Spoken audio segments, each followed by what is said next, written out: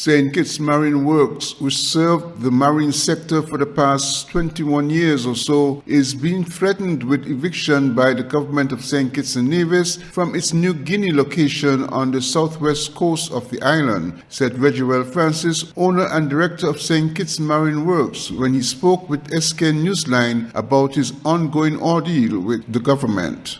For over 2 decades, St. Kitts Marine Works provided vital services, including a marina with haul-out facilities, salvage operations, marine construction and dredging for St. Kitts and Nevis and the wider yachting community in the northeastern Caribbean, a facility considered essential in marine operations and one that is in high demand. However, according to Mr. Francis, the government has taken an antagonistic stance against him, threatening him with eviction if a case against the government to get monies due to him for services completed is not withdrawn. Francis explained the circumstances. So we did a job in Old Road Fisheries making a breakwater. The contract was for 5 months. The government was supposed to supply the stones. They did not supply the stones for 36 months. There was cost overrun because the government paid standby charges for the machine. Ran up a bill over $10 million. In the meantime, in 2021, the government of the day signed a sales agreement with me for Reginald Francis to purchase the land that St. Kitts Marine Works operates under. So because I knew I had the $10 million coming from the Old Road project, I signed the agreement for $6.5 million to purchase the land that we're on, 26.68 acres. So we had a difficulty collecting the monies from the Old Road Fisheries, so I had to get a lawyer involved. And we took them to court. There were delays in court. But because of the delays, me getting paid, I had to get delays in paying for the land. And it escalated till right now. I think the government has offers for some Nigerians to come in and develop the area with a container park. Instead of having boats and marine storage, they'll bring containers directly from Africa and transship them on big vessels to other smaller vessels by other islands. My thing is, one, the port here, there was no breakwater here. The ocean was right to the road. St. Kitts Marine Works and Reginald Francis, we reclaimed all that land. We trucked all the breakwater, all the breakwater stones from the quarry at $400 a trip, with most 2 stones in a truckload, to bring the stones down here to make the breakwater. We dredged the area inside the marina, and we put in the piles to make the pier. We installed the concrete pier for the travel lift to operate on. We put some finger piers in for the marina telca. We have had major millions of dollars of expenditure developing this area. When we got it, this area was not developed. We have now developed it. We've expanded in the areas that we purchased. We've stayed within those bounds, and we've been trying to get closure on the government's case so we get our money, so we can even in turn pay the government. We offered to exchange. On numerous occasions, even recently, we've offered to negotiate. They have not been coming to the table. They have not been negotiating in good faith, and I don't see any reason to believe they will do that in the future from their actions. Mr. Francis said the government seems content on pushing him out of business and turning the land over to Nigerian investors to build a container port next to a UNESCO World Heritage Site, Brimson Hill Fortress National Park. Francis believes the location is not ideal for a major container port, and there are other sites more appropriate for the kind of port being pursued. He also spoke directly to the need for boosting tourism in the area and next phase of his project at New Guinea. I'm to wonder, if they look at my operation, if they evict me, where am I supposed to go? Where are all these boats supposed to go? Where are the locals in the marine sector supposed to go? The same way I came and developed this area, why can't the other company go and look at the other area? I could identify 3 areas they could come at and develop, which is even better than where we are. It will cost them less, because if they want to put a gantry crane to offload those big container boats, the breakwater I have here and the area there is not big enough. You have to reclaim land. It's naturally deep water. It's going to cost a lot to reclaim. We're talking 35 feet of water, 100 feet from the dock. The ship is going to need the 30 feet to 35 feet of water. But when you go out, for the gantry crane, you're going to need the distance. A gantry crane, it ranges about 200 to 250 feet. They have gantry cranes about 300 feet tall. My travel lift is 40 feet tall. And I could only take 1 travel lift down there at a time. I can't carry both. If you're going to have a gantry, you're going to have a ship coming from Africa, transshipping. You're talking about 100 containers empties have to go on, 100 containers full have to come off. The ship is not going to wait for you to cross the road with them and bring them over. You have to stage them, have them ready to go. You have the island main road to cross. I cross the road maybe once every hour, and it takes me about 2 minutes with the trap lift. It affects traffic very slightly. What's going to happen when you have 100 containers to cross within 2 hours to get the thing going? The traffic on the main road is going to come to a dead end. Are you going to relocate the island main road? That's another major expense. So why look at this area which is going to have all these hiccups? Now, you're right under the Brimstone Hill Fortress. This is a World Heritage Site. A tourism-related product, for example, the pier we want to build, going out there, is catering for cruise ships. A cruise ship coming in here will bring tourism directly to the Brimstone Hill Fortress. That is what you want. The people of the Brimstone Hill Fortress, they would long for the increase in numbers. Right now, if a ship comes into St. Kitts and they pull in Port Zante, for tourists to reach to Brimstone Hill, they have to do a full island tour. If they do a half island tour, they turn back in Old Road, Romney Manor. So this end of the island is not getting anything. Having the commercial dock that St. Kitts Marine Works wants to put in, we have the piles on the ground, you've documented it. We have the barge, the crane, everything to install the piles. All we need is the concrete. We already have half the concrete being the sand and stones. The cement, we're looking at bringing it in from St. Martin via barge directly to this home port, which we're a port of entry. All of these things, I've had to put safety plans in place, have safety surveys done to present to customs and present to the government to get down here approved for a port of entry. The intensity to get him off the land is indicative of hidden motives, Francis believes, as he pointed to the consequences for marine operators in the Federation, insurance issues, as well as the impact on tourism. What is the big rush? What is the big deal for kicking Reg off of this land, which he has a case pending? And you're going to threaten, if I don't drop the case, that I'll be evicted. The fact that you're going to threaten that if I don't drop the case, that tells me I have a solid case. If I don't have a solid case, you let the case try out, and then you penalize me, you fine me, whatever things. But what is the big deal? What is the big rush? Is there something to gain? Is someone gaining something by this transaction? Is someone's pocket going to be filled? It's definitely not mine. If I get kicked out, is there someone going to benefit? When I move out of here, I need time first to move all of these boats. I'll give you some drone pictures so you see how many boats we need. We're talking nearly 200 boats. The owners, we have to find the owners. Some owners we can't find. The court is going to have to make a judgment to dispose of the boat. We then will have to auction the boat. I can't just kick people's boats out. I can't just leave them on the side of the road. If I get evicted, all of a sudden I can't bring any boats in because obviously I can't take any boats out of the water if I'm taking them out, if I'm emptying the yard. Where are the local boats going to go in the meantime? I mean, hurricane season aside or not, in the regular season, if a boat takes taken on water, runs aground, has leaks, I've been called to my house Sunday mornings, all kind of hours to come and save boats that are sinking.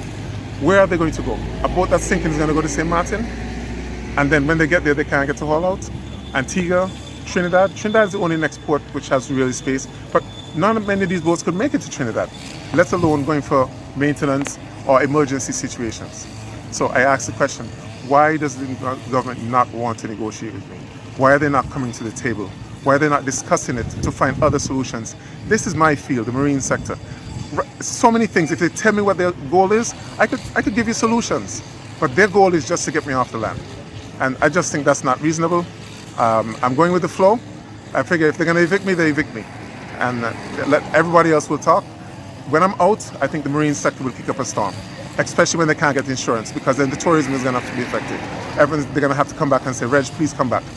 But they need to think ahead. Prior planning and preparation prevents piss poor performance. That's what I say.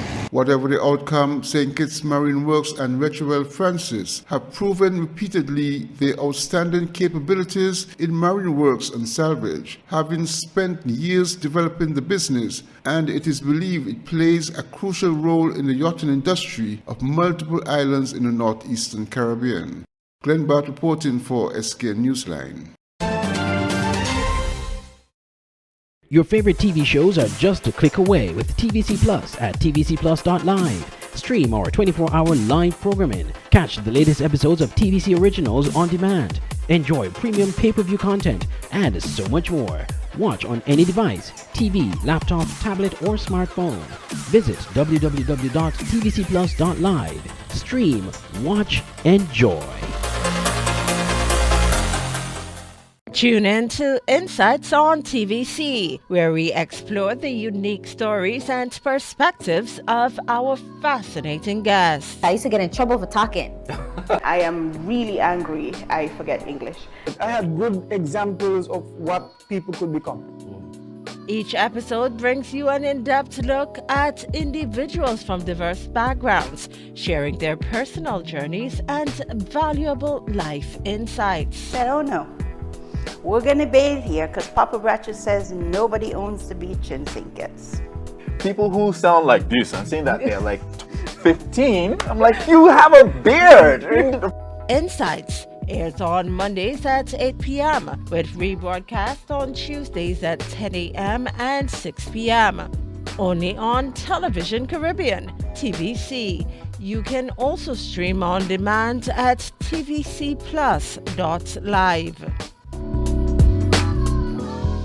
At The Cable, we believe in giving back because when our community thrives, we all do. That's why, as a company, we make it our mission to touch the lives of everyone in St. Kitts. We spearheaded the renovation of JNF Hospital lobby to ensure better care for all. The Cable sponsors free Wi-Fi in every community center across St. Kitts, so no one is left behind in an increasingly connected world. We stand with communities through every moment, big or small, in culture, education, youth development, and more. Y a ti también, comunidad latina, cuenta con nosotros, estamos con ustedes. And when it comes to customer service, we set the standard. We're just a call, click, or visit away because you matter to us. Join the company that truly cares. The Cable, more than service. We're family. Somos familia. And we're proud to always give more where it matters.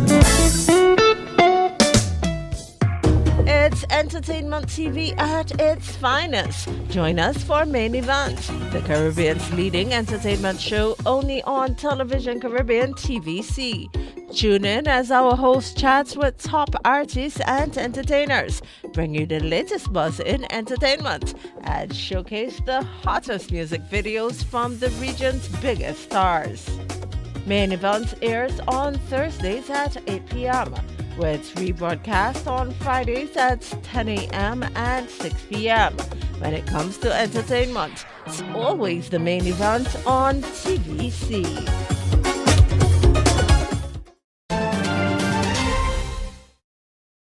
In the presence of teachers, students, parents, guardians, members of the diplomatic corps, public and private sector officials, the Sadler's Secondary School was ceremonially renamed the Dr. Denzel L. Douglas Secondary School. Dr. the Right Honorable Denzel L. Douglas is a former Prime Minister of St. Kitts and Nevis and current Minister of Foreign Affairs who is credited for the existence of the modern structure that houses the secondary school in the village of Sadlers. As school reopened for the 2025-2026 academic year, the ceremony marking the change in the school's name was a tangible recognition of Dr. Douglas's work in lifting the communities of Sadlers and its surrounding villages through better educational opportunities for children in an effort to transform the socio-economic outcomes of people living in the area. These contributions were expressed in the addresses of Minister of Education Dr. Jeffrey Hanley and Prime Minister Dr. Terence Drew before the commence of the honoree Dr. Denzel L. Douglas.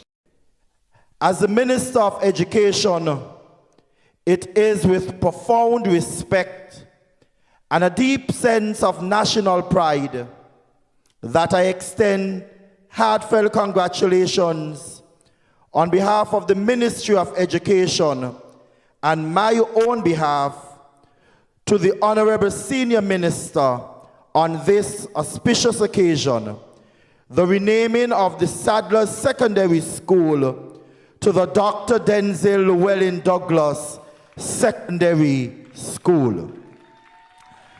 This historic renaming is far more than a change of name. It is a sense and a sincere privilege and celebratory act of national recognition. To name this school after Dr. Douglas is to acknowledge more than his title or his years in office. It is to recognize his vision of education as a pathway to empowerment. It is to celebrate his conviction that progress must reach every corner of our federation. It is to honor a legacy of service that has always placed people at the center. Students of this great high school, I urge you to look upon this name with pride and with responsibility, to carry forward the spirit of excellence, resilience, and service that Dr. Douglas has exemplified. Let this school not only bear his name, but also embody the values he has lived by. As your son, your representative, and your prime minister, I knew in my heart that this community deserved better. And so when the opportunity came, I fought for it. I recall sitting with officials of the World Bank, arguing, pleading, reasoning, because I knew our young people were falling into gangs. Our boys were failing, and our families were really struggling. I made the case that Sadler's was the most fitting place for the next most modern secondary school in the Eastern Caribbean, as we were discussing at the level of the Monetary Council, at the level of World Bank and IMF, what is it we can do to stem the growing trend of gangs, especially among our young men who were failing against the ladies who were improving. Also attending the ceremony was Her Excellency Dame Marcella Liebel, Governor General of St. Kitts and Nevis. Glenn Bart reporting for SK Newsline. The film industry on Nevis is beginning to gain momentum following the establishment of the Film Commission, according to Mark Brantley, Premier in the Nevis Island Administration. The idea of the Film Commission followed the shooting of several movies on Nevis by MSR Media during the height of the COVID-19 pandemic, providing an opportunity for film skill development on the island. Speaking on his 3rd September On the Mark radio talk show on One Radio, Brantley referred to successes achieved so far through the work of the Film Commission. This year alone, we have had a major television series taped here. That series, I'm told, will start to air on October 5th, so I'm sure you will hear more about it shortly. We have had a movie, Pangirl, that was taped here, done by our own Juliet Jeffers, who is an actress of great renown in the United States. And Juliet, if you listen, I want to thank you because you've given back so much. You've come, you've had acting classes, you've done all that. Again, Nevisians showing that no matter where they live, they can contribute. And so she did a local movie with many local actors and actresses called Pangirl. And today I saw that it will be premiered here soon. I also saw that just tonight I got the message that there will be a screening of one of the movies made here. Movie called The Island, and that movie will be screened on September 28th, Sunday at 6:30 at NEPAC, $10 EC. And I'm hoping that the theater is full. You know why? This is one of the movies, The Island, that was made right here in Nevis.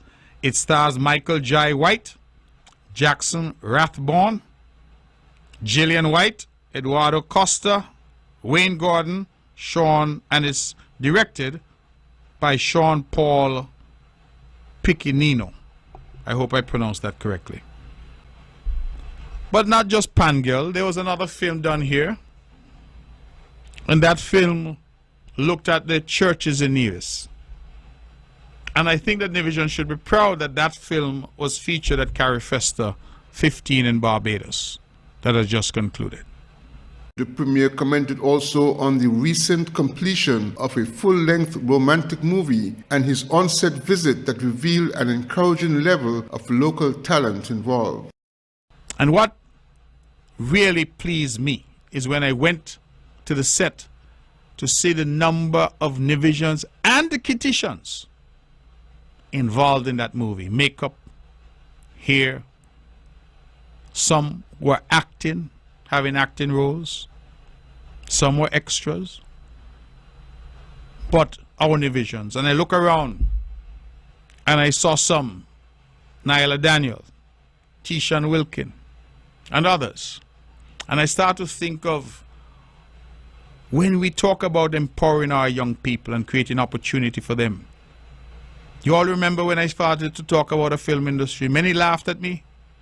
They said I'm crazy. But here we are now with a growing cadre of young people who understand and know about film. And so when these folks are coming in now, they're hiring these youngsters who worked with MSR. That's where they got their start. And it makes my heart glad. That same company is returning to Ireland in 2 weeks to start another movie. And just yesterday, I had an outreach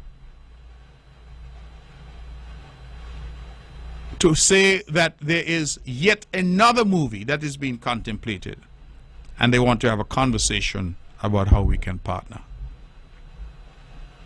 I believe that this year has seen a lot of filming in Nevis. Brantley said the idea of a film industry on Nevis is bearing fruit as efforts continue to promote Nevis as a place for the making of films of various types. Glenn Bart reporting for SK Newsline.